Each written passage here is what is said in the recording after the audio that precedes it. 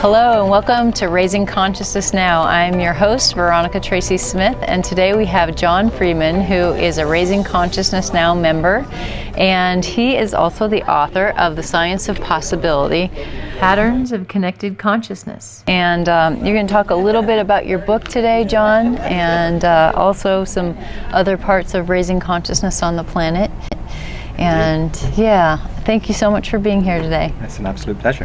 Yeah, we have done another interview and that was on Skype. It's so much nicer to be in person and to actually have an interview where you're not trying to deal with the technology of the slowness of Skype and all of that. And so I live in California and you live in the UK, so that's quite a distance that we've brought together here at this, and right now we're at the Spiritual Intelligence Conference for Coaches. So it's the place that we first met. It is the place we first met, and it's been a very vibrant event we've had here. So it's, yes, it has. It's been really great. Yeah. So what's your particular part in raising consciousness? Tell us about that.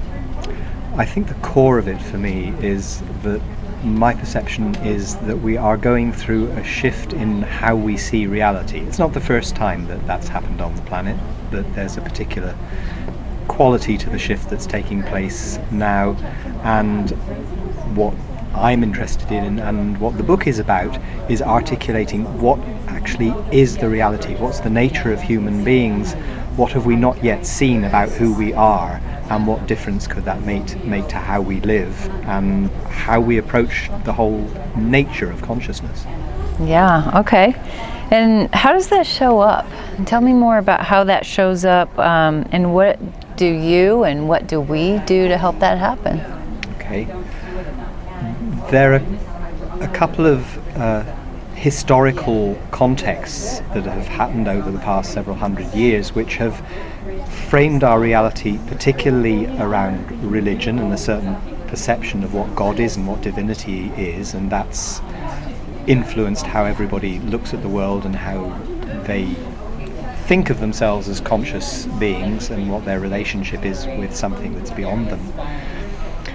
And then the second big influence has been science, and that has put everybody to some extent in a box of materialism. There's been a big conflict even around the notion that science says that a lot of what was in religion and all the notions of there being a spiritual world at all is just something which is imaginary. Both of those perspectives were right in their time. They're both now too limited for what we need to do as a humanity. The world is changing really fast, and we actually have to shift who we are, our perception of who we are and how we operate in order to cope with conditions that are present in the world. Mm-hmm. What are some of those things that you can do to cope with those conditions and to bring yourself more conscious in this day and age where things are just flying at the speed of sound? The inbox is coming in with so many emails and ones that are really good, you know, a lot of things I could get excited about. Me too. Yeah, there's such a lot out there, and you know, I would certainly encourage everybody to kind of follow what feels right for them, because there isn't going to be one right answer anymore. Mm-hmm. That's one of the things of the past that will go, is that each of us is an individual, and each of us is going to find our own particular pathway. And along with that is an expansion. There's really an expansion needed in what we think of ourselves as, in what we understand of our relationship with the world. We think of ourselves as very kind of boundaried, that we're somehow inside this body. There's a whole scientific reality that describes what it is that's going on between us and the environment that makes it possible to have spiritual experience, that makes it possible for people to be psychic. There's evidence of what can happen.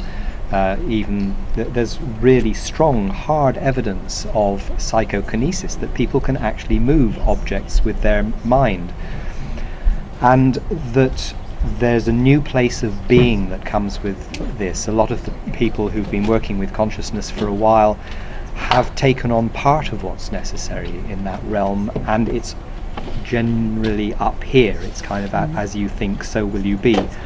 That's true, but it's not the whole truth. We've got 50 trillion cells all working in coherence, all continually emanating and interacting with the world of consciousness, the information that's in the universe.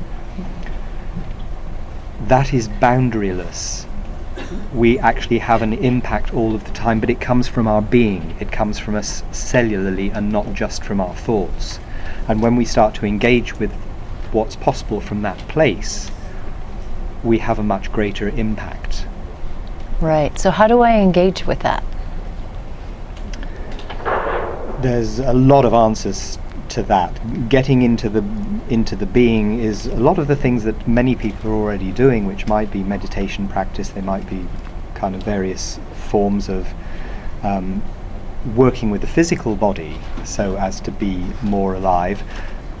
But along with that is a way of thinking about ourselves, even that allows us to go into the place where we know that we will create from who we be rather than what we think.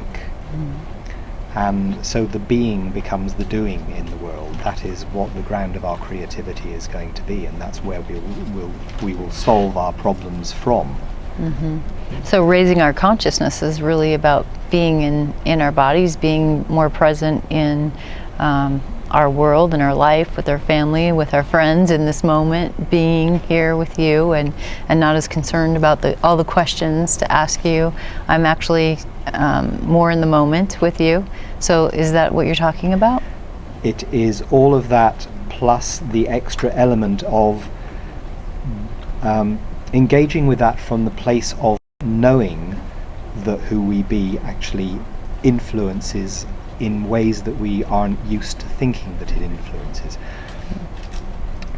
Here's an example that a lot of people may have seen that hands-on healing works, or even hands-off energy healing works. They may have had experiences of Reiki or whatever to know that there is something that goes on, but there's a limit for most people in our faith or belief in how that works, because we don't totally trust the reality of that energetic connection, because there's so much out there in the world that tells us that can't really work, you can't really do that. Just as lots of people are intuitive.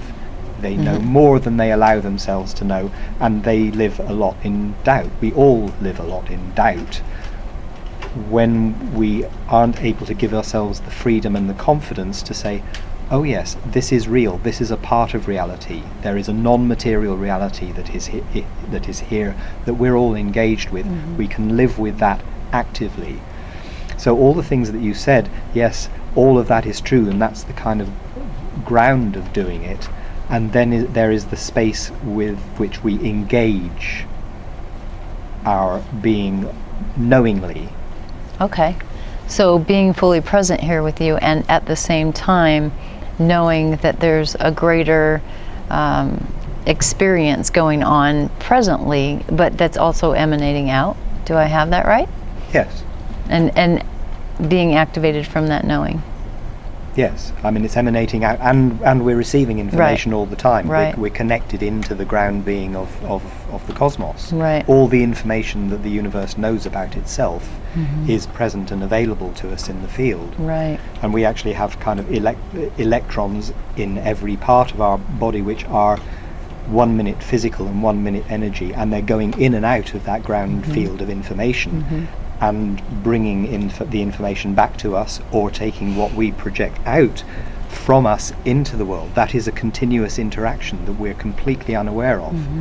And that the science that I present in the book, it's only just getting to the point where that is actually capable of being articulated. Right, right. And I did read those parts of your book, and I mean, it's mind-blowing. This isn't just New Age thinking. This is really, there's science to back this up, and you take us through the science of that in your book, which is simply amazing and mind-blowing and miraculous all at once. To be able to think that, to hold that, to operate on that premise. Not act as if, but really operate from that place. Yes, absolutely. Yeah. It's mind-blowing and potentially initially a little overwhelming, and then when you go hopefully quickly beyond the overwhelm, there's just huge excitement, because the reason I call it the science of possibility is because the whole thing is about what is possible for us, and it's so much bigger than we've tended to think of it as being, and that is the thing that very much excites me. Right. Well, it's just like the start of the internet. It seemed like this small thing, and it's so much bigger than I think we could ever have imagined. It's certainly more than I could have ever imagined in terms of, I want to learn something. I don't go to the encyclopedia. I can just find whatever I want quickly online. Boom, there it is. It's mind-blowing when you go back 20 years. Absolutely. So what got you started on this journey? Well, there's two experiences I had about 20 years ago. One of which was that I was on a training which I thought was really about stress reduction, but which actually took me to a place where I had a completely undeniable experience of being psychic. And I'd been brought up as an atheist, I'd been brought up as a rationalist, I knew a lot about science, and I didn't think anything like that would ever happen to me.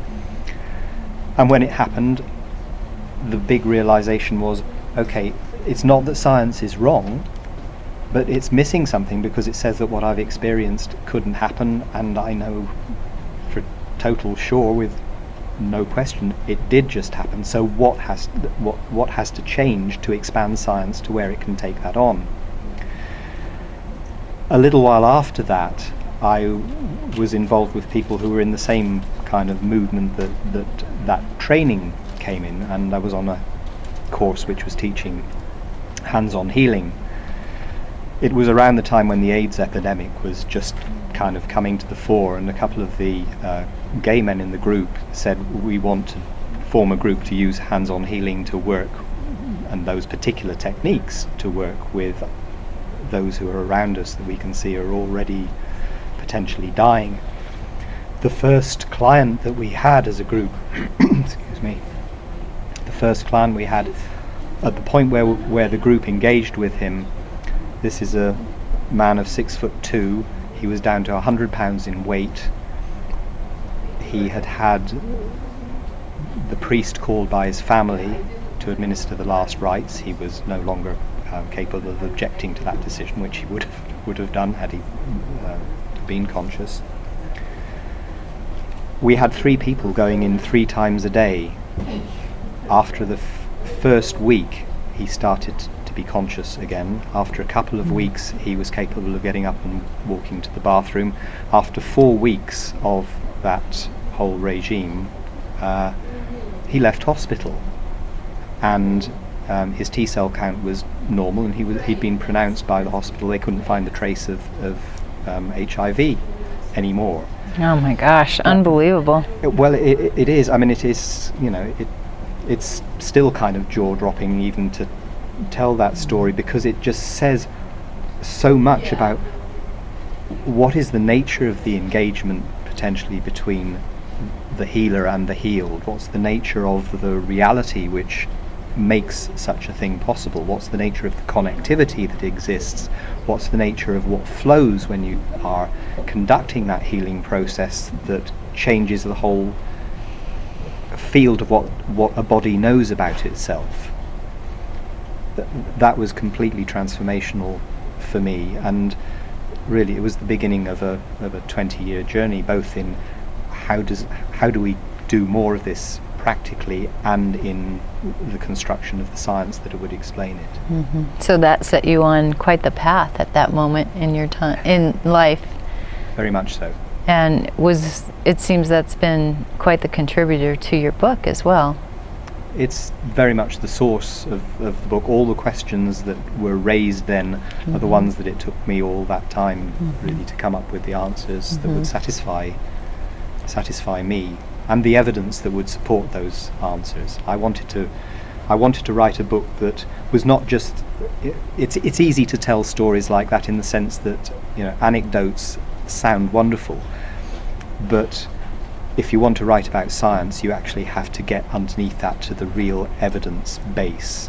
And there is an evidence base. There are some brilliant books that have been written in the last 5 or 10 years, lots of fantastic groundbreaking research that's happened, bringing all that together so that there was a solid scientific explanation that would work.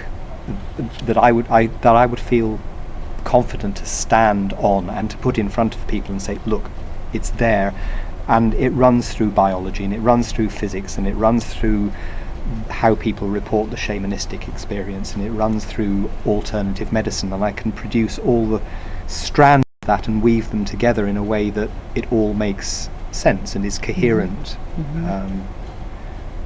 And that then leads us into the place of, okay, what does that say about us? What's possible for us? What can we do now in that field of possibility?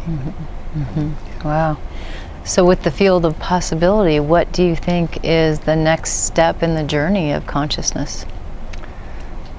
My perception of what the next step is relates a lot to what the life conditions are now, which you described some of them before, that sense that everything's going faster than it's ever gone before. It's more complex, there's more interaction, it's global, it's fast-paced, there's lots of crises around, potentially around finance, around ecology, around loss of species, around climate change. All of these things are interacting. They're all they've all got their individual tipping points, and they've all got the potential to cause major problems through individually or interactively. That speed of change requires us to operate differently in the world. In the past, we've had the time to think, oh, there's this and then there's that, and if I plan this, it will work out in 5 years, it'll do that. There's that sort of linear cause and effect sense of how we could think about ourselves.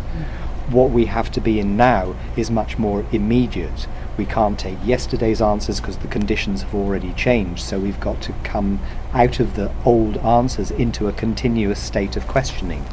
We're surfing the wave of possibility, which means that you're feeling the wind, you're feeling the movement of the water, you're sensing your body, and you're making decisions almost on a kind of a second by second basis of what does the world need now? What does it need now?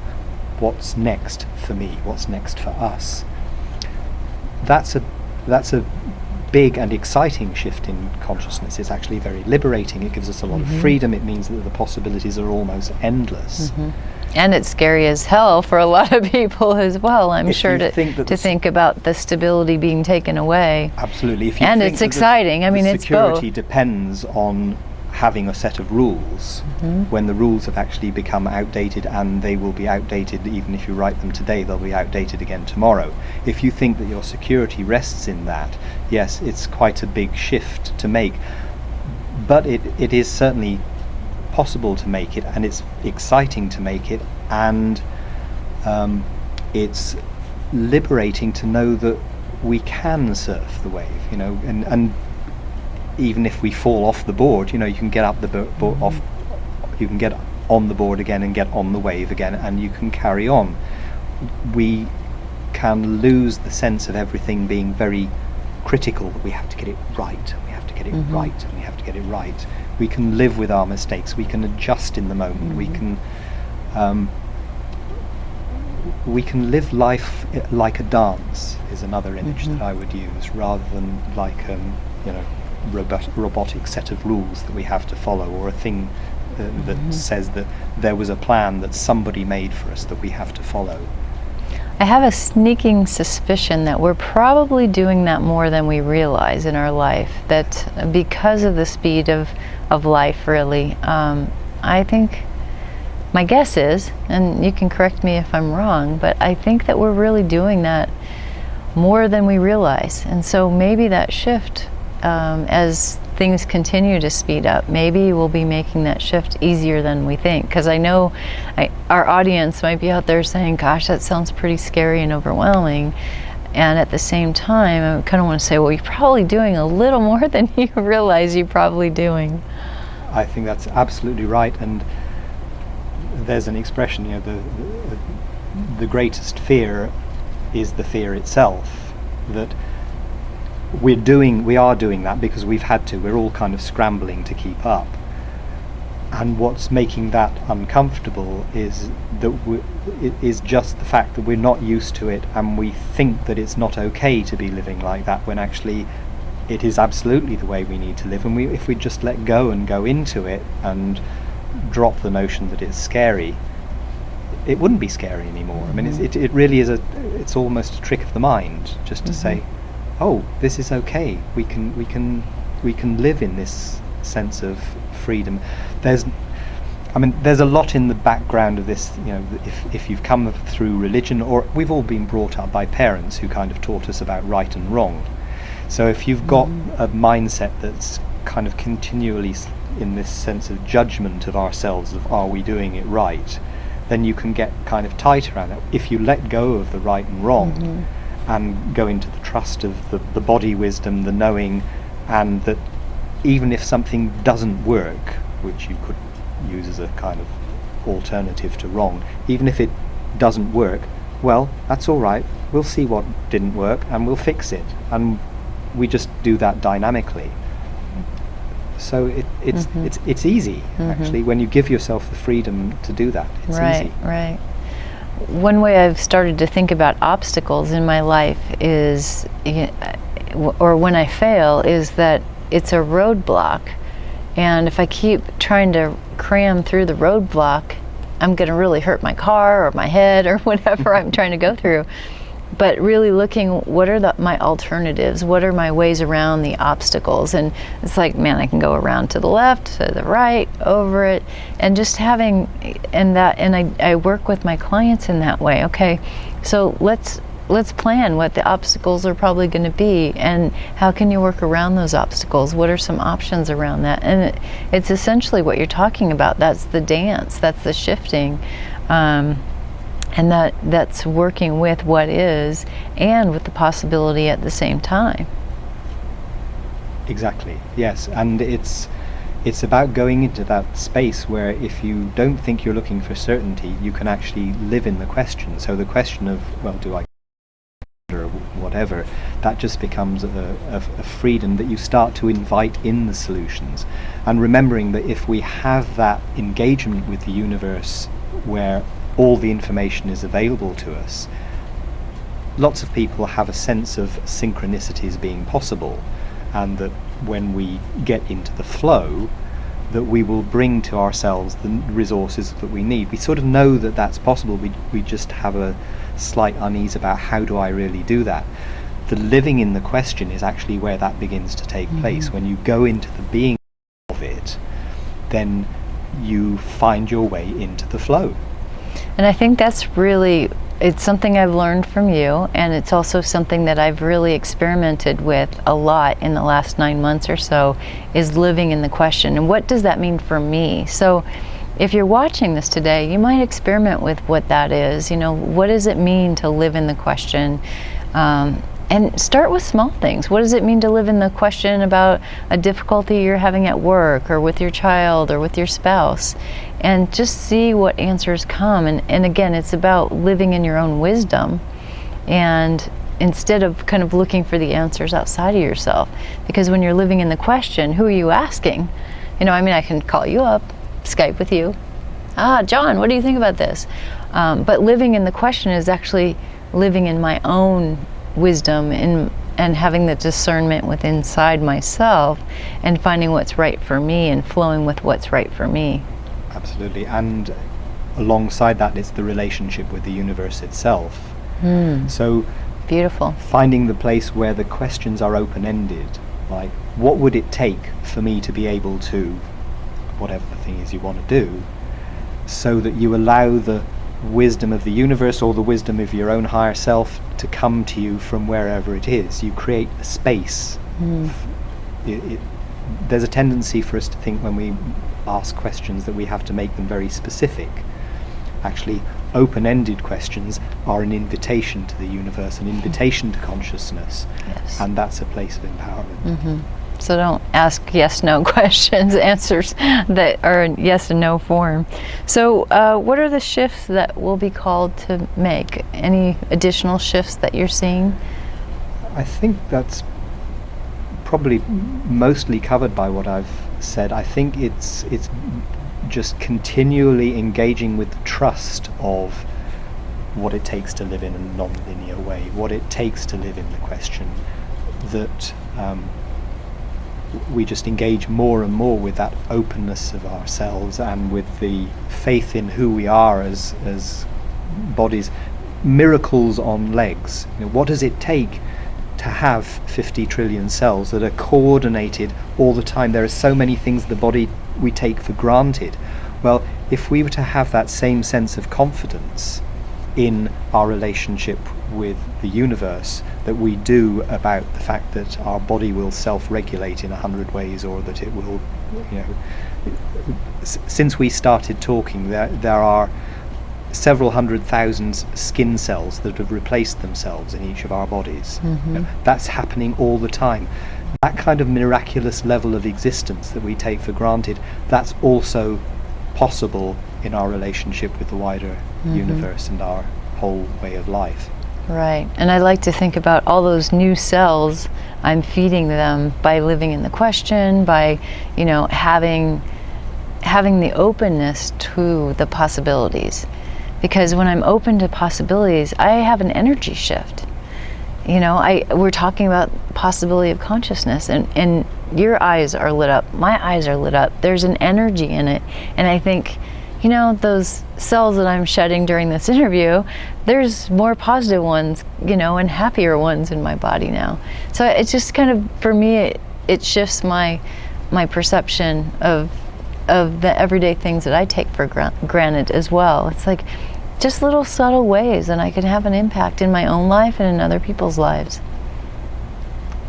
Yes, and that's clearly what's exciting you, and it's what excites me, and all the new ways that we can find to be that come out of that.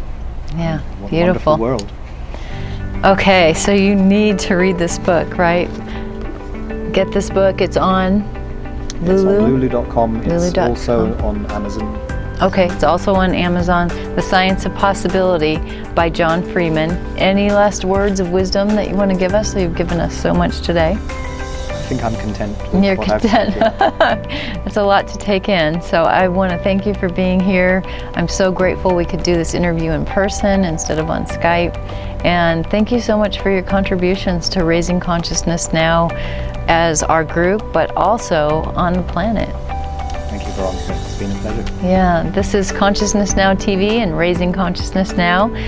If you haven't joined us, please go to our website and sign up for our newsletter and become part of our group. Thanks, and have a great day.